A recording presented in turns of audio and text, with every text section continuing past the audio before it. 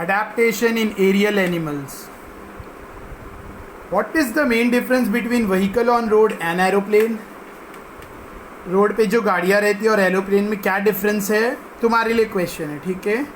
You all can easily answer. The spindle shape body of birds also minimize the resistance of the air while flying. देखो, bird का जो body का shape है वो fish की तरह स्पिंडल शेप होता है.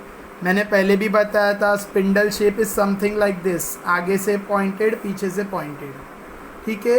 तो बर्ड का जो शेप होता है it's something like this is called spindle shape, ठीक है.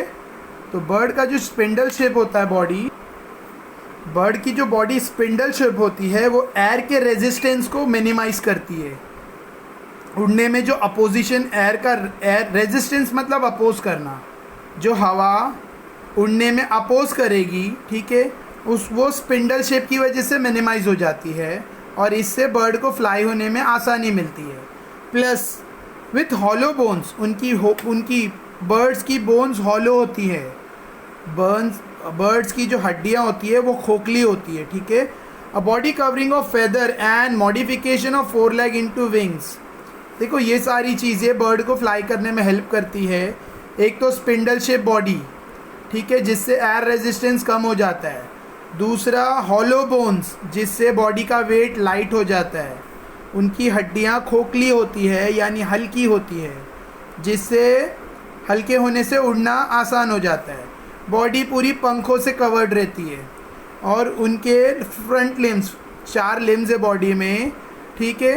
तो जो 4 लेग्स है यानी आगे के पैर, देखो एलिफेंट्स के 4 पैर है, काऊ के 4 पैर है, ठीक है. दिस इज कॉल्ड 4 लिम्स, ठीक है. तो जो इनका जो 4 लेग है यानी आगे का जो लेग है वो क्या बन गया है, wing.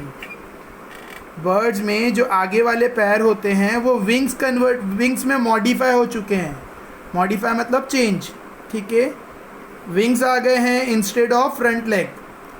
Cow walks on 4 leg, goat walks on 4 leg, rabbit 4 पैरों पे चलता है. लेकिन बर्ड्स के 2 पैर ज़मीन पे रहते हैं और 2 पैर पंखों में, विंग्स में ट्रांसफॉर्म हो गए, विंग्स में मॉडिफाई हो गए. आई होप समझ रहा है, ठीक है. तो ये भी, और उनका वेट लाइट है, body weight is light body weight, adapt for flying, ठीक है. ये सारी चीज़ों की वजह से आखिर क्वेश्चन आएगा, why do birds can fly. तो birds can fly because of they are spindle shape body, hollow bones, feathers, body पे पूरा फेदर्स है, और modification of 4 leg into wings. आगे के 2 पैर विंग्स बन चुके हैं. 4 लेग मतलब फ्रंट लेग, ठीक है. टोटल 4 लेग होते हैं, FOUR4, दिस इज FORE4. कुछ बच्चे सोचेंगे 4 मतलब 4, ये 4 मतलब फ्रंट और FOUR4 मतलब 4, ठीक है. और उनका बॉडी लाइट वेट का है जिसकी वजह से वो उड़ने के लिए अडेप्ट हो चुके हैं, ठीक है. आई होप समझा. नेक्स्ट, सिमिलर इंसेक्ट का है. इंसेक्ट भी स्पिंडल शेप होते हैं, ठीक है. The body of insect also is light in weight. Insect की भी बॉडी वेट में हल्की होती है and taper at both end. और इंसेक्ट की भी बॉडी स्पिंडल शेप होती है बोथ एंड पे. टेपर मतलब ये tapering and. I saw you, देखो ये टेपरिंग एंड है, स्पिंडल शेप, ठीक है. आगे उनके they can fly with 2 pair of wing. उनके बॉडी में दो पंख होते हैं, 2 जोड़ी, ठीक है. 2 पैर्स ऑफ विंग्स, 2 जोड़ी पंख होते हैं और 6 लेग्स होते हैं. And walk with 6 stick like, लकड़ी जैसे पैर होते हैं, ठीक है. उसी तरह से बैट भी फ्लाई करता है, लेकिन बैट के बॉडी में फेदर नहीं होते हैं, वो स्किन के सपोर्ट पे उड़ता है. Bat can fly with the help of patagium, ठीक है. बैट फ्लाई कर सकता है विद द हेल्प ऑफ, अब कुछ टीचर्स को पेटेगियम भी प्रोनाउंस करते हैं, तो don't harass me for pronunciation. It's patagium और पेटाजियम, जैसा तुम्हें चाहिए you can pronounce. A thin fold of skin between their 4 legs and hind legs, ठीक है.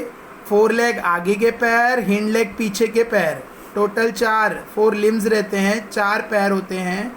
FORE 4 लेग्स मतलब आगे के, हिंड लेग्स मतलब पीछे के. अब बैट के अंदर स्किन आगे के पैरों से पीछे के पैरों तक स्किन रहती है, पतली सी स्किन, पतली सी स्किन का फोल्ड रहता है जिसको पैटाजियम कहते हैं, पैटागियम, ठीक है, और उसकी मदद से bat can also fly.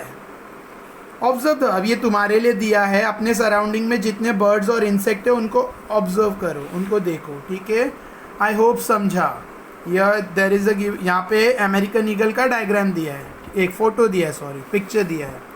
Next, adaptation in reptiles. Adaptation in reptiles, reptiles उनको कहते हैं जो ज़मीन पर रेंग के चलते हैं, जो एनिमल्स ज़मीन पर रेंग के चलते हैं, यानी अपना स्टमक पार्ट, अपना चेस्ट और स्टमक पार्ट ज़मीन पर चिपका कर चलते हैं या वॉल पे चिपका के चलते हैं, उन्हें हम रेप्टाइल कहते हैं, reptiles. Observe from a distance, अब यहाँ पे लिखा है रेप्टाइल्स देखो, लेकिन देखो observe from a distance how a snake.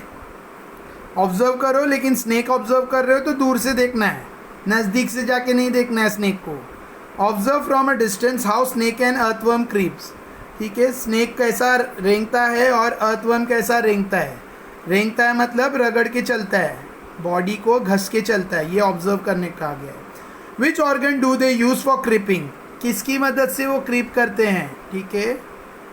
Are there any special change for that purpose, creeping करने के लिए, रेंगने के लिए क्या कोई खास चेंज है उनकी बॉडी में।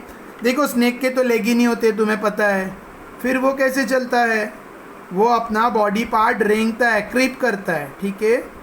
उसका जो स्टमक और चेस्ट पार्ट है वो ज़मीन पर उसको आगे आगे मूव करता है, देखेंगे आगे आएगा। Note any such change.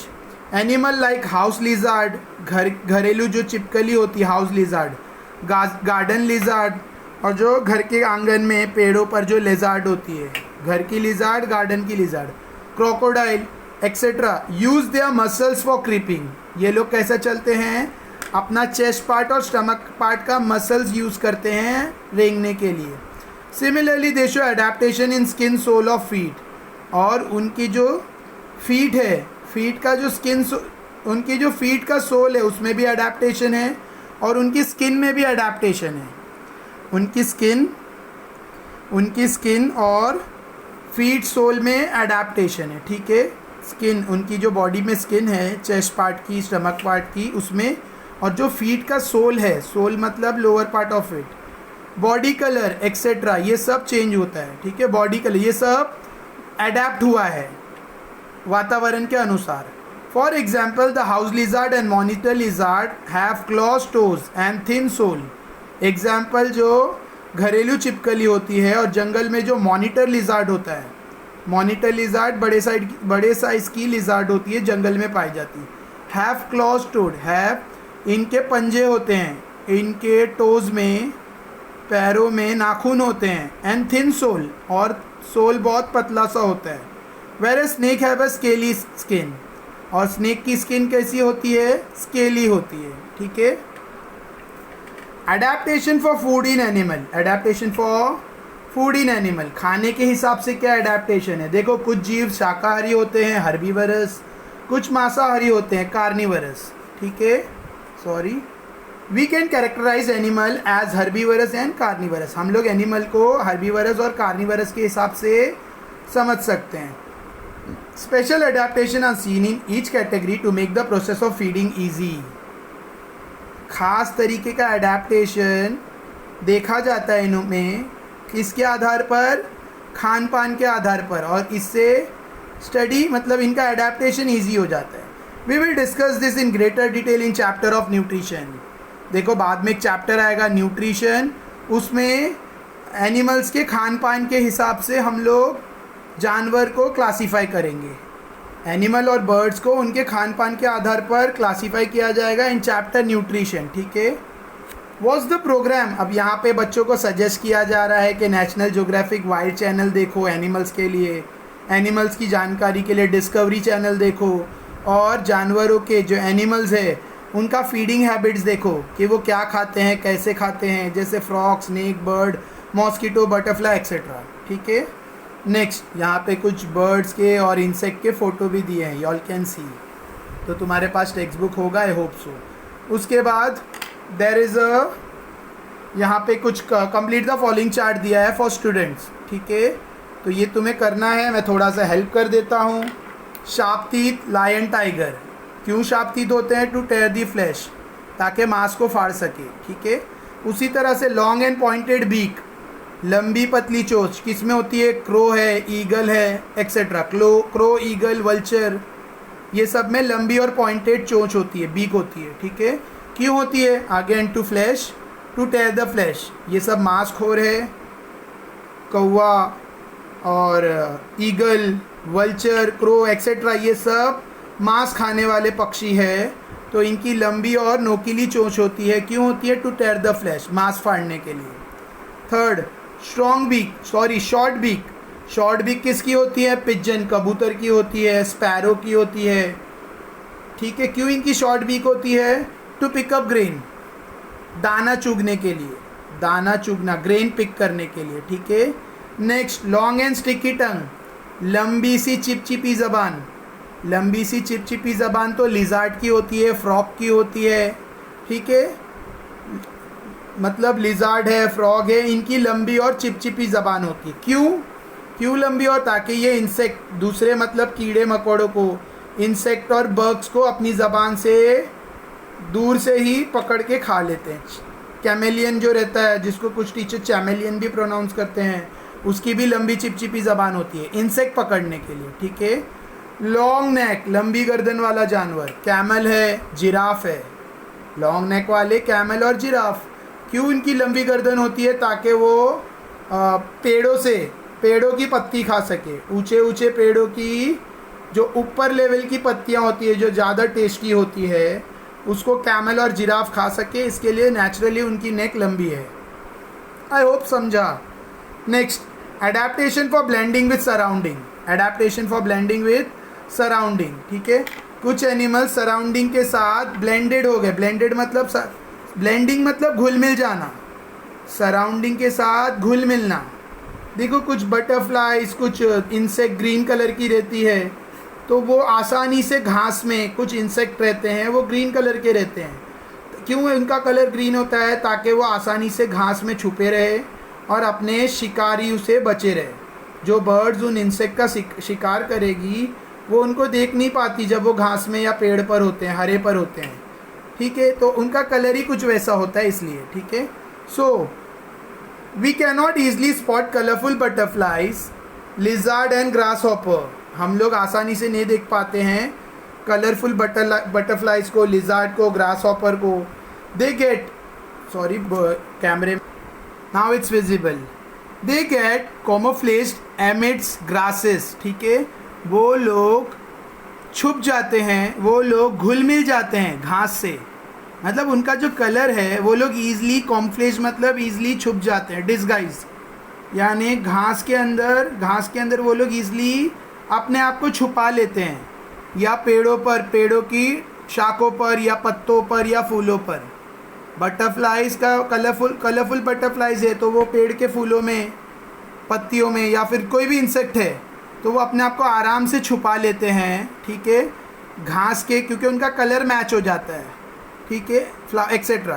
That is because their colour blends, क्योंकि उनका कलर मिक्स होता है with those for their surrounding से, ठीक है। सराउंडिंग में जो grass etcetera, tree, leaves, flower है, उनसे उनका कलर ब्लेंड यानी मिक्सअप होता है, ठीक है। तो वो आसानी से घास में अपने आप को छुपा लेते हैं। Next, change that takes place in the various organ and life process of organism that enable them to live, feed, reproduce, to perpetuate themselves and protect themselves from their enemies in specific surrounding depends upon the habitat and its geographical condition are called adaptation.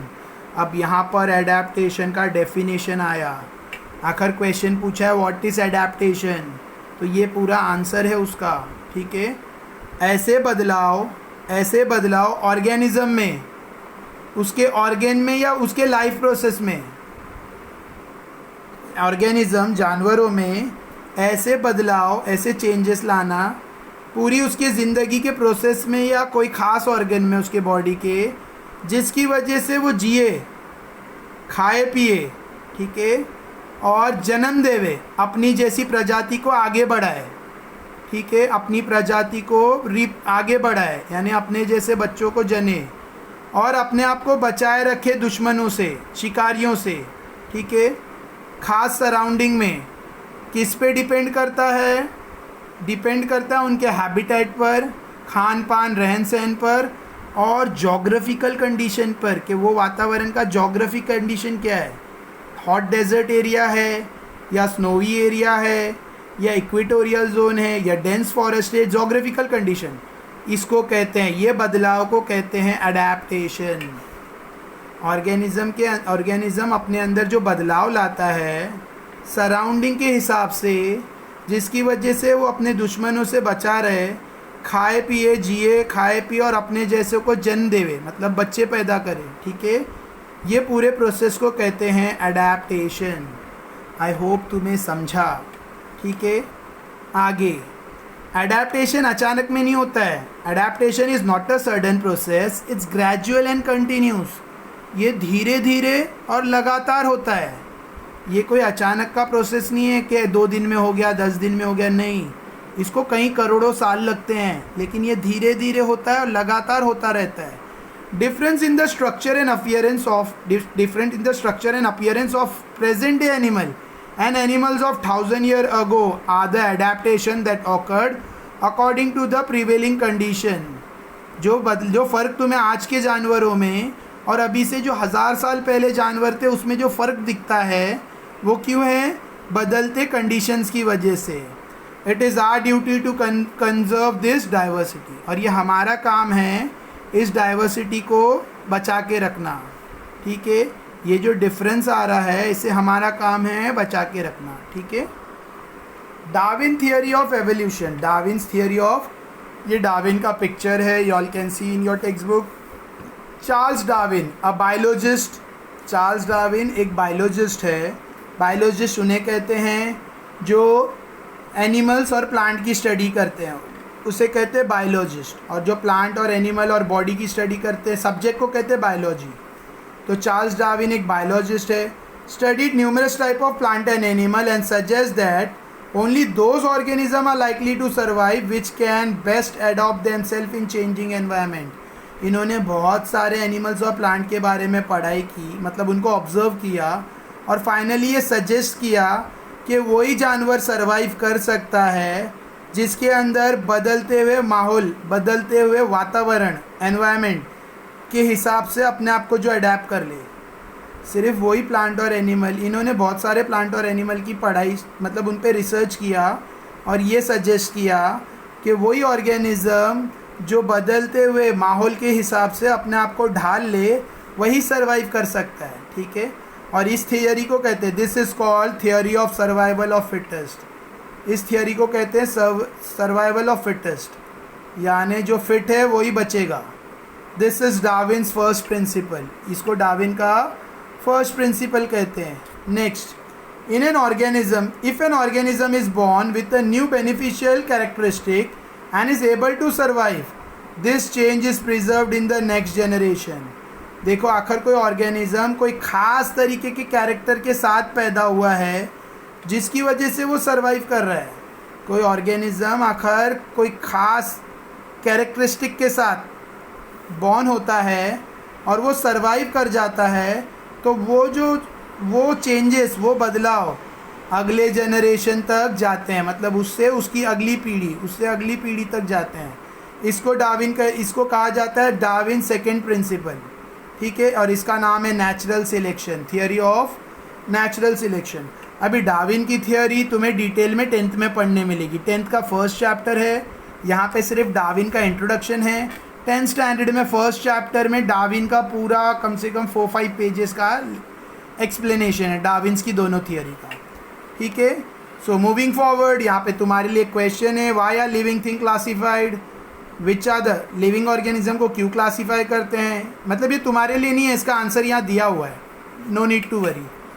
क्या क्या system use होता है classification of plant और animal को classify करने, क्या क्या criteria, यानी क्या क्या कदम, क्या क्या स्टेप्स लगते हैं, ठीक है। So next so first question का आंसर इधर है। It is difficult, first question है which are the living, why are living thing classified का answer, it is difficult to study and remember all the organism in this diverse living world at the same time.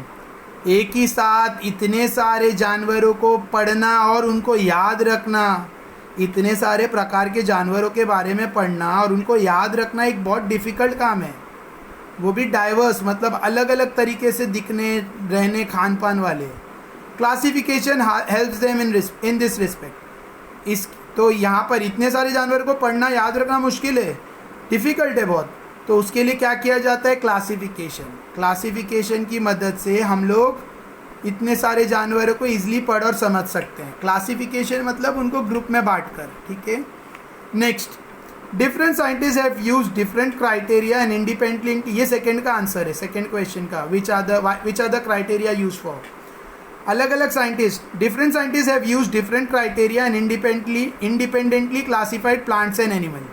अलग अलग scientist ने अलग अलग system use किया और आत्मनिर्भरता के साथ प्लांट्स और एनिमल को क्लासीफाई किया। A hierarchy is formed in the classification that start with kingdom. A hierarchy is formed, hierarchy यानी समझ लो एक आई कार्ड टाइप, एक आई कार्ड जैसा बनाया गया है। Classification that start with kingdom animalia and kingdom Plantae, ठीक है। एक हायरार्की यानी एक आई कार्ड टाइप बनाया गया है जो किंगडम एनिमेलिया और किंगडम प्लांटे से स्टार्ट होता है। फर्दर ग्रुप्स एंड सब ग्रुप्स आर फॉर्म्ड, और फिर आगे ग्रुप और सब ग्रुप दिया जाता है depending upon basic similarities and difference, कि उनके अंदर क्या बेसिक सिमिलैरिटीज़ है और क्या डिफरेंस है। This is called hierarchy of classification. इसको हायरार्की ऑफ क्लासिफिकेशन कहते हैं। मैं एग्जाम्पल दे रहा हूँ, देखो जैसे तुम्हारा स्कूल आईडी होता है, तुम्हारा नाम होता है, स्टैंडर्ड होता है, डिवीज़न होता है, ठीक है, स्कूल का नाम होता है, तो वो तुम्हारा हायरार्की ऑफ क्लासिफिकेशन कि तुम कौन से डिवीज़न, कौन सी स्कूल में, कौन से स्टैंडर्ड पे हो, और तुम्हारा नाम क्या है, तुम्हारा GR नंबर, रोल नंबर क्या है। तो वैसा ही यहाँ पर प्लांट और एनिमल को क्लासीफाई किया जाता है बाय दिस, ये हायरार्की है, ठीक है। इधर दो ऑर्गेनिज्म का हायरार्की है, एक मैंगो ट्री का और एक ह्यूमन का। तो मैंगो तो प्लांट किंगडम से है, ठीक है, और ह्यूमन एनिमेलिया से। देखो ये दोनों अलग अलग है, प्लांट दिया है यहाँ पर, प्लांट किंगडम, किंगडम प्लांटे, फिर phylum एंटोफाइला, next class dicotyledon, 2 seed वाला, ठीक है। अब ये सब मीनिंग्स नहीं बता, ये सब मीनिंग्स बता भी सकते हैं लेकिन तुम्हें बाउंस होगा। सिर्फ इतना याद रखो कि मैंगो का ये आई कार्ड है और ये ह्यूमन बीइंग का आई कार्ड है, ठीक है। ह्यूमन बीइंग एनिमेलिया से है, कॉर्डेट से है जिसको बैकबोन रहती है, मैमेलिया है जो अपने बच्चों को मिल्क फीड करते हैं, मतलब ये पूरी एक उनका आई कार्ड है, ठीक है। अब मैं एक एक वर्ड पे पूरा एक बड़ा सा एक्सप्लेनेशन है मैमेलिया पे, कि मैमेलिया क्या है, कॉर्डेटा पे एक बड़ा सा एक्सप्लेनेशन है। एक्सप्लेनेशन मीन्स कॉर्डेटा सिर्फ एक्सप्लेन करूँगा तो it will take 5 to 10 minutes, Mammalia discuss करूँगा तो इट विल टेक 10 minutes। हाँ, 10th में ये सब है पूरा डिटेल में, ठीक है। तो अभी तो यहाँ पे सिर्फ नाम दिया है, मैं शॉर्ट में बता रहा हूँ। ये मैंगो की हायरार्की है और ये ह्यूमन की हायरार्की है, तो it's a type of I card. अभी एग्जाम में पूछते हैं write the hierarchy of human, तो kingdom Animalia, phylum Chordata, class Mammalia, order Primates, family Hominidae और जीनस होमो, स्पीशीज सैपियंस। ये पूरा लिखना है हायरार्की ह्यूमन। और मैंगो का पूछा तो ये लिखना है, एंड ह्यूमन का पूछा तो ये लिखना है। आई होप समझा, ठीक है। और उससे ज़्यादा डिटेल में बोलकर I am going to waste my time. मैं जानता हूँ you all are in 8th standard, so basic है, तुम्हें सिर्फ इंट्रोडक्शन है, तो मैं इंट्रोडक्शन पॉइंट ऑफ व्यू से ही पढ़ाऊँगा, ठीक है, डिटेल में नहीं जाएंगे। नेक्स्ट, अच्छा ये क्यों दिया है, क्यों हायरार्की क्यों करते हैं? हायरार्की इसलिए करते हैं, सपोज तुम्हारी क्लास में 4 किरण है, या स्कूल में 4 किरण है, या 4 कुणाल है, कबीर है। सपोज स्कूल में 4, यहाँ पे एग्जाम्पल दिया है, मैं वही यूज़ कर रहा हूँ। सपोज करो तुम्हारी स्कूल में 4 कबीर है या 4 किरण है। अभी मैं तुम्हें कबीर के बारे में बता रहा हूँ, तो कौन से कबीर के बारे में, है ना, तो कौन सा कबीर समझ में नहीं आएगा ना, तो सिर्फ कबीर से नहीं चलेगा। कबीर के बाद उसका लास्ट नेम क्या है, ठीक है, या उसका स्टैंडर्ड कौन सा है, या कौन से डिवीज़न का कबीर है। Are you getting me? और क्या रोल नंबर है उस कबीर का। अगर ये सब डिस्कस करोगे तो क्लियर समझेगा, सिर्फ कबीर कबीर बोलोगे तो नहीं समझेगा। ऐसा ही यहाँ पर हायरार्की, सिर्फ मैंगो प्लांट बोलेंगे तो नहीं चलेगा, उसका सब पूरा डिटेल, ठीक है। सो ये पूरा एग्जाम्पल कबीर और किरण के नाम से दिया है। तो इसके लिए साइंटिस्ट ने हर एनिमल का, देखो सबका एक डोमेस्टिक नेम होता है वैसा ही साइंटिस्टों ने उनका एक साइंटिफिक नेम रखा है जिसको बाइनोमियल नॉनमेनक्लेचर कहते हैं, बाइनोमियल नॉनमेनक्लेचर, ठीक है। ये साइंटिफिक नेम है हर एनिमल्स का, हर प्लांट का, ठीक है। मतलब साइंटिफिक नाम रखा गया है by binomial nomenclature is used to identify each organism according to a scientific name has been assigned to each organism. इस हिसाब से हर ऑर्गेनिज्म को एक साइंटिफिक नेम दिया गया है। It consist of 2 part, her scientific name में 2 पार्ट है। क्या? The first part is genus and second part is species. Her organism का साइंटिफिक नेम रखा गया है, फर्स्ट पार्ट जीनस और सेकेंड पार्ट स्पीशीज। हमारा क्या नाम है साइंटिफिक? Homo sapiens. हमारा साइंटिफिक नेम है होमो सैपियंस। होमो जीनस है, सैपियंस स्पीशीज है, ठीक है। उसी तरह से मैंगो का साइंटिफिक नेम क्या है? Mangifera indica, Mangifera indica. आई होप समझा, ठीक है। नाउ अब ये सब कैसे देखो, एक ही टाइप के बहुत सारे एनिमल पाए जाते हैं, ठीक है। जैसे डॉग है, तो डॉग में भी वैरायटीज़ है। अगर मैं कैट बोलूँ तो कैट भी डिफरेंट टाइप की कैट्स होती है। कुछ बड़े बाल वाली कैट्स होती है, कुछ स्पिंक्स कैट होती है, और कुछ मतलब शॉर्ट हाइट कैट रहती है, कोई छोटे फर वाली कैट रहती है। उसी तरह से हैन भी बहुत सारे टाइप की रहती है। अशील कॉक रहते हैं, अशील फाइटर कॉक बड़े साइज़ के, स्मॉल साइज़ के कॉक रहते हैं, मीडियम साइज़ के रहते हैं, इंग्लिश रहते हैं, बॉयलर रहते हैं, ठीक है। इंग्लिश बॉयलर सुना होगा, देसी। तो दिस आर वेरियस टाइप्स। तो इनका एक प्रॉपर साइंटिफिक नेम देकर, क्योंकि वो अलग अलग हैबिटेट में रहते हैं, अलग अलग कलर के रहते हैं, तो उनके लिए उनका रिप्रोडक्शन, लेकिन है वो एक ही। मतलब जैसे डॉग की बात कर रहा हूँ, तो आखिर वो हस्की हो या फिर वो जर्मन शेपर्ड हो या फिर कोई भी टाइप का डॉग हो, ठीक है, डॉबरमैन हो, कोई भी टाइप का डॉग हो, है तो डॉग प्रजाति का, लेकिन क्योंकि उसमें अलग अलग डिफरेंसेस है, तो ये डाइवर्सिटी प्लांट में भी ऐसा होता है, मैंगो में, वीट में। जैसे हम लोग मैंगो खाते हैं, तो मैंगो एक टाइप का नहीं आता है, अल्फेंसो आता है, आपूसाम जिसको कहते हैं, फिर तोतापुरी आता है, फिर बहुत सारे टाइप के आम आते हैं, लंगड़ा, बाटली, क्या क्या अलग अलग नाम हैं। लोकल नेम बहुत सारे हैं, आपने सुने होंगे, लंगड़ा आम है, बाटली आम है, और आपूस है, तोतापायरी है, ऐसे ऐसे बहुत सारे नाम होते हैं मैंगोज़ में, because that are there are varieties of mango, wheat, maize etcetera. I hope समझा ये paragraph, you all can read and understand. अभी मैं साइंटिफिक नेम बता रहा हूँ। देखो, डॉग का साइंटिफिक नेम है कैनिस लिपस फेमिलियरिस, ठीक है। उसी तरह से काव का साइंटिफिक नेम दिया है बॉस टॉरस। हैबिस्कस प्लांट का, हैबिस्कस तो देखा होगा, चाइना रोज कहते हैं जिसको, और बीच में से लिली फ्लावर भी कहते हैं हैबिस्कस को, लिली फ्लावर सुना होगा, लिली। हैबिस्कस रोसा सिनेसिस, जवार, सोरगम, बाइकलर, ठीक है। तो ये सब साइंटिफिक नेम है, और ये जनरल नेम जो हम लोग यूज़ करते हैं, ठीक है। तो यहाँ पे दिया following are some example of animals, some examples of organism from kingdom Plantae and animal classified by binomial method of nomenclature. I hope समझा। Next, find out the scientific name of other animals. तुम्हारे surrounding में जो भी animals है उसका net से कहा जा रहा है, नेट, इंटरनेट की मदद से साइंटिफिक नेम निकालो। जैसे कैट है, फिर गोट है, जो सराउंडिंग में पाए जाते हैं, रोज प्लांट है, कोकोनट ट्री एक्सेट्रा। नेक्स्ट, यहाँ पे कुछ special information the about frog. 29th April is observed as World Frog Protection Day, ठीक है।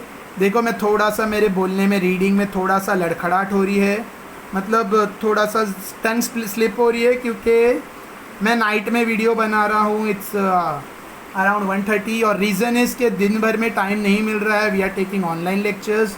हम लोग 7th 8th के, 9th के, 10th के ऑनलाइन लेक्चर्स स्टार्ट कर चुके हैं, तो और ऑफलाइन भी थोड़ा बहुत जो बच्चों को डिफ़िकल्टी, मतलब ऑनलाइन लेक्चर्स ले रहे हैं, तो जिसकी वजह से वीडियोस बनाने अभी टाइम नहीं मिलता है, तो रात का ही थोड़ा बहुत टाइम है, वी आर यूजिंग इट, ठीक है। सो फ्रॉग को 29th April is observed as world frog protection day.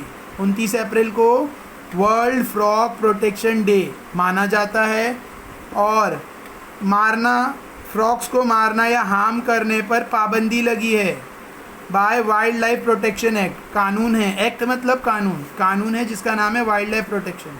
इसके हिसाब से फ्रॉग को मारना या हार्म करना जुर्म है, पाप है, ठीक है, पाप नहीं मतलब गुनाह है, ठीक है। Next question answers, I hope तुम लोग कर लोगे, ठीक है। पूरा चैप्टर मैंने एक्सप्लेन कर चुका हूँ, वो भी लाइन टू लाइन, ठीक है। क्वेश्चन आंसर्स, ठीक है, मैं नेक्स्ट वीडियो में I try to make a video of question and answers, ठीक है, बिकॉज मेरे को अभी 9th का भी एक वीडियो बनाना है। तो I am stopping with 7th standard, 30 minutes हो चुका है। थैंक्स। अच्छा वीडियो अच्छा लगा हो लाइक करो, शेयर करो, सब्सक्राइब करो। वीडियो बनाना तो चाहते हैं बट नहीं मिलता है टाइम हमें, ठीक है, but still because of your love, ठीक है, बिकॉज ऑफ योर एनकरेजमेंट, आप लोग जो सब्सक्राइबर है, व्यूवर्स है, उनके जो कमेंट्स आते हैं लाइक के, तो it gives us motivation, it gives मतलब उस थैंक्स टू गॉड वो हमें इतनी ताकत दिए हैं कि वी आर डूइंग इट, ठीक है। और थोड़ा सा ऑल राइट, ठीक है, no words, I am not getting words, छोड़ दीजिए। Just like, share, subscribe with all your friends, thank you.